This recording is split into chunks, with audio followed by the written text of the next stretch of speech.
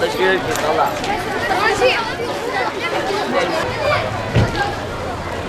Adalar nerede? Adalar gitti.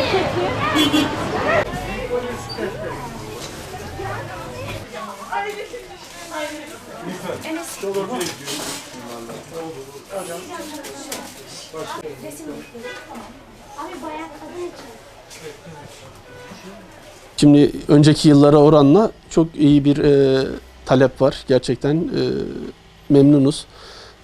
Listeler geliyor. Tabii 2 senedir alışveriş yapmamanın heyecanı da var öğrencilerde ve velilerde. Dolayısıyla hemen listesini alan koşa koşa kırtasiyeye geliyor. Şu an onların ihtiyaçlarını gidermeye çalışıyoruz. Fiyat noktasında da elimizden geldiğince cazip olmaya çalışıyoruz. Piyasalara uymaya çalışıyoruz işin aslı. Şu an memnunuz yani. Genel olarak aslında bir artış var yani hemen hemen her şeyde bir artış var.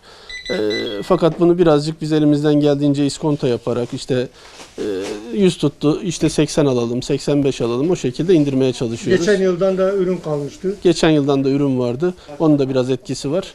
O yüzden uygun satmaya çalışıyoruz işin aslı. Şimdi ana sınıflarında işin aslı. Asıl maliyet onlarda çıkıyor. Çünkü hem fazla ürünler hem de kaliteli ve de markalı ürünler isteniyor genelde. Onlar da yaklaşık bir 300 lira falan 250-300 lira tutuyor ana sınıflarında.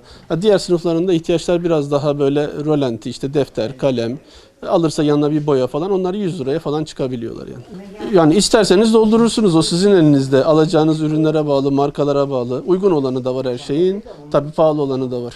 Yüzünüz gülüyor. Allah'a şükür gülüyor. Onun çıkışını yapmamız